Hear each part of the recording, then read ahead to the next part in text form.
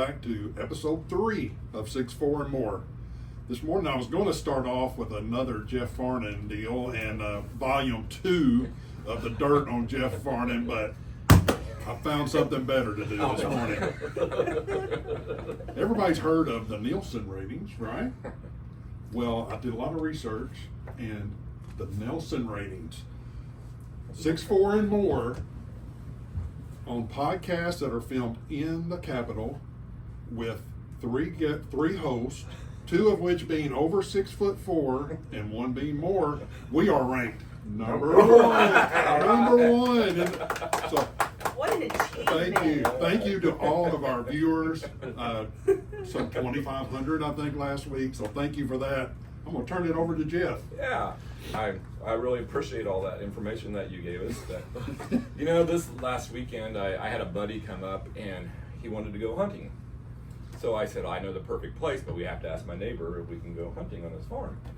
So we drove to his place and went in, and I asked him if we could go hunting, and of course he said, yes, you can. He said, but I need a favor first. He says, I have an old mule out behind the barn that's 20 years old.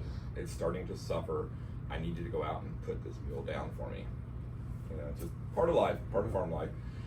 And I said, sure, we can do that. So as I was walking back to the truck, I thought, I might mess around with my buddy a little bit and tell him something different. So I got into the truck and I said, this old guy, he said we couldn't go hunting on his ground. I said, that really makes me mad. I think we're just gonna go out and kill his mule. Kind of looked at me. So we got in the pit, we drove around to the back of the barn, and there was his mule. And I could tell the guy was kind of upset, you know, about not being able to go hunting, but I got out of the pickup and got my gun, and I put his mule down. And just as I'd finished, I hear boom, boom. And I turned around and I looked at my buddy, and he said, we better get the hell out of here. I just got 2 of his cows. Oh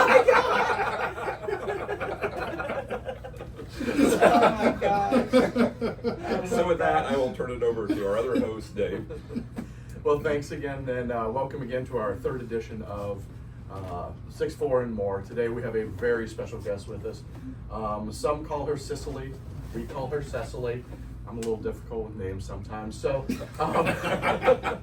Notice he didn't do your last name. Williams. Thank you. Well, you know, I mean, the name alone just needs a first name standalone. Who else do you know that's named Cecelie or Cicely or Celeste or Cecile? You know? And I answered all of them. But I even answered the names that other names people want to call me. I'm like, yep, that's me. Well, Cecelie, welcome to the show, and this show is about learning more about the legislators that we have and we work with up here on a daily basis. So it's a great opportunity to learn more about you and tell the folks out there about what you do and what you're all about. Okay. But before you start, we always hire a private investigator that does research, you know. So we There's have a a lot. few pictures of you from your youth. I thought your file would be a lot larger than that. Yeah. This was, how old were you in this picture? I was in kindergarten. Kindergarten picture.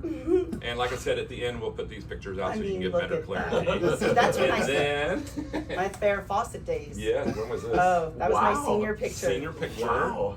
Yeah, very nice. Very Yeah, nice. I So, look young. Would you graduate like at 12? Yeah, no. I can't believe I'm almost 45 years old. Almost. That's awesome. So now if you'd like to explain our 6 truths about you so that we can figure out yes. which ones are not Which ones are not the truth? truth. Yes, so. Well, did you want to start like in numerical order? Yeah, we'll just go across Okay. the board. And, So I was 11 years old when my oldest daughter was born. you did graduate at 12 then. That's it. That's it. Okay. So, Okay, next so, one. so what I don't explain it. No, you know, no, just we're read it gonna, through. yeah. You're we're still Okay. gonna good. You're still yeah. good. First. I have completed and ran 45 Ks. That's a lot of miles. I go to the gym every morning. I have recently lost 120 pounds. I grew up on an almond farm and we produced almond milk. And then my mom and dad forced me into a lifestyle called rendezvousing. And we did not even know what that lifestyle was. Before we, yes. Can you, I didn't even know what the word was. So Oh, you didn't? I didn't know. Okay. So do you want to explain what that is first? Not that you have to, what rendezvousing is. Okay. Well, rendezvousing, well, then you're going to know if it's a truth Okay, or not. okay. Truth or not. Well, we all guess. And I did pick that one as one of your lies. I picked number 3 and number 6. Number as 3. your untruths. Yeah, because I don't go to the gym every morning. Okay. Oh, that's a commitment. That's it. That is, yeah. Well, I wish I would have heard her first because they were all very bubbly when she was talking about them, except for when she talked about the gym. The tone went way down. Right now. I wrote number 1 and number 5. Oh. Yeah, Okay. I agreed with Dave. 1 and Oh, 5. wow. So Okay. All right. All right. So now what do I go back through and Yep. explain them? Yeah, Okay. that's Yeah. it. Number Number 1. one, I was 11 years old when my oldest daughter was born, but I adopted her. So she's actually my 6th child. I adopted her when she was 18 years old. So she is actually 32. And in the state of Missouri, they don't recognize age as whether or not you can adopt someone or have them be your child. So on her birth certificate, it does legally say that I was 11 years old when she was born, but she was not Wow. born to me. Wow. So my oldest daughter I truly was 11 when she was born. Yeah. Very cool. So that's the truth. Yes. You're That's impressed, awesome. aren't you? I am very See that? impressed. I was doing more. I was not playing house when I was that young. I was still playing Barbies. And then number 2, I've competed and ran in 45Ks. That is a lie. The only thing I run is my mouth. You and Dave have something in common. Listen, yeah, if I'm running, you better run too, because something is after us. And, chances are I will push you down so that I'm not going to be that target. All right.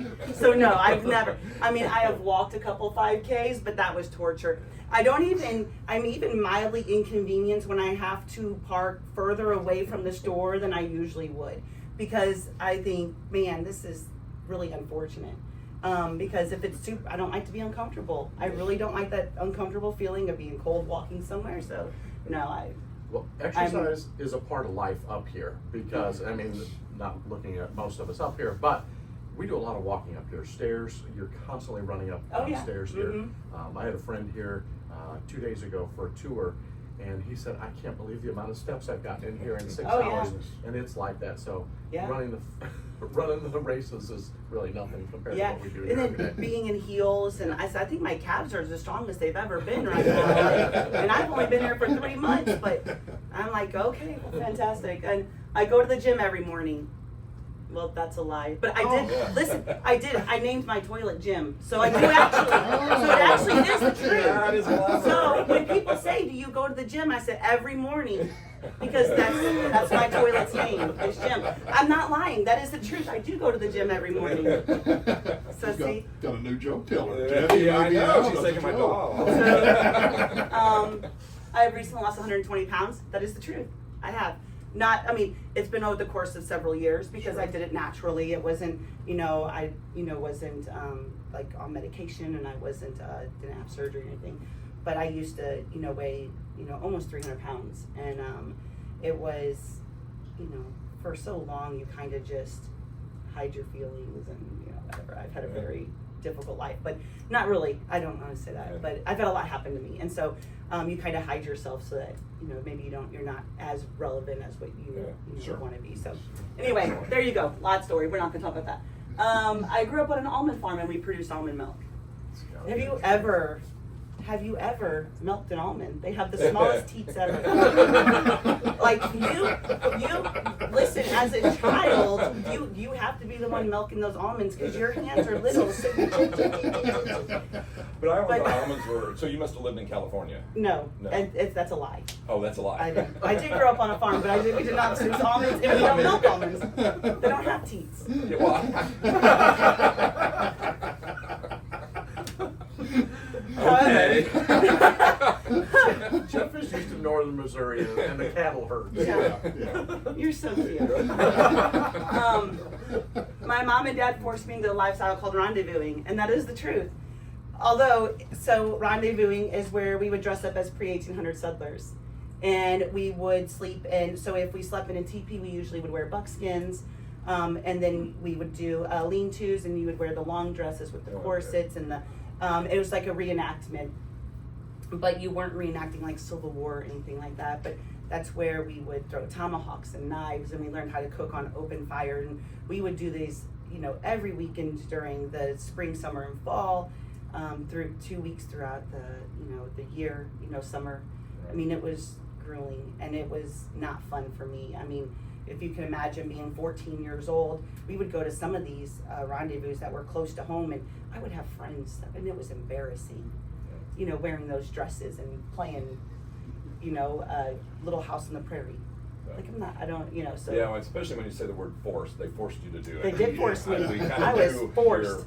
your I didn't know about it. Yeah, and someone's like, well, don't you want to go camping? And I'm like, I do go camping in a camper. Where do they get that word camping? From a camper. If you go in a tent, it should be called tenting. I don't want to go tenting. I grew up in tenting. I grew up in, where you had to be primitive, and all, like, the coolers were boxes with nails, and styrofoam on the inside, of course, which was pretty, it was, pretty modern, but you had to hide everything.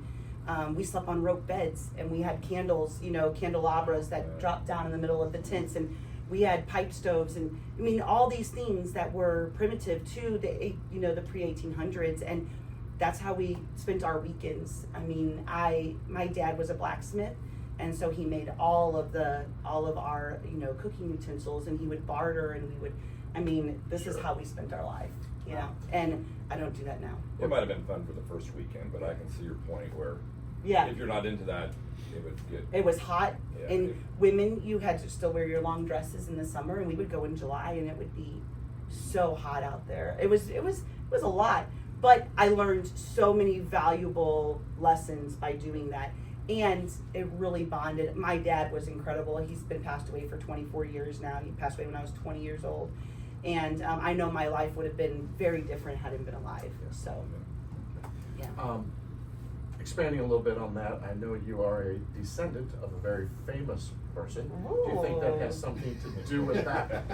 Oh, we get our money's worth out of our man, oh man. Yeah. So I am the 14th niece of Daniel Boone. So my 14th removed grandfather was John Boone. And, it was something that was very prideful to us. My grandmother's maiden name was Boone. So we were always just very prideful of that, and something that we've always known through our heritage. But I don't necessarily know if that was part of it or not, but I think it's a really cool part of who I am. So yeah. Well, that's great. It's been great getting to know you, Cecelie. I mean, your story and the stuff today, but I know you said you've only been here 3 months, but you have made great impact in everybody here. Thank you. I mean, you've had some great legislation, and as a freshman legislator, it's been very impressive to sit and watch the things you've done and accomplished. So that means so much coming from you. Thank you. I appreciate it. And I will tell you that when we go out, a lot of times we go out in the evenings. There is nobody more fun to go out with for dinner than Cecelie. There is never a dull moment. Oh man. Well, I love life, and I've been very blessed. I know a lot of you guys know, my personal story. So being able to come from that, and but I love life, and I love people, and I just I like having fun. So you're one of the people that's always happy and always smiling out here, which makes everyone's day. One of the things I'm always interested in is family, and you constantly talk about family, whether it's on the floor or just personally with us. And you just want to talk a little bit about your family and how important they are to you. So I have 7 children, and I just celebrated my 18th wedding anniversary to my second husband, who is, my dad and his dad were best friends. So we kind of grew up like cousins through that sounds terrible, but we were close. We were very close, and we had always, just shared moments in life. We went on dates. He took me to a couple of my dances at school, and just an incredible man. And really, I always say he healed a woman he didn't break and raised children he didn't create. He adopted my first 4 children, and then we had 2 together, and then we adopted 1 together. And so 5 of our children he's adopted. And I don't think there's not anything that can speak to his character louder than that. I mean, just loving children that didn't belong to him and that do now. And, but my 7 children are incredible. They're just absolutely incredible. They're Like I said, my oldest daughter's 32. We adopted her, but you would never know. She's amazing. And then I have a 26-year-old son, and then a 23-year-old daughter, and a 21-year-old son, and a 19-year-old son, and a 17-year-old son, and a 12-year-old daughter. And then I have 2 grandchildren, which are the greatest blessings ever. I thought my children were perfect. My grandchildren have surpassed perfection. They have. My 3-year-old granddaughter, Charlie, she is, I love the welcoming committee when she comes to our house. She's like, Nana, I am here, I'm home. And she's always happy to see me. My children now are like, what's up? Can I have some money for gas? You know, the welcoming committee, I have a 7-month-old little grandson, Xavier, and he is the precious, best smile ever, and just gives the best little hugs with his head on the shoulder. And, you know, I am very blessed. And, you know, when I was going through the domestic violence portion of my life, I always wondered where God was. And now I realize that he's always been there all along, because he gave me this life, and I'm very appreciative of it, because I know what it's like to not have what I have. Well, we want to take this time to thank you for coming in and sharing your story. We really appreciate it. Happy here today. Thank you so much. And join us again next week, and we'll do it all over again with our next guest. Probably not as funny. That's okay. Have a great weekend. We'll see you next week.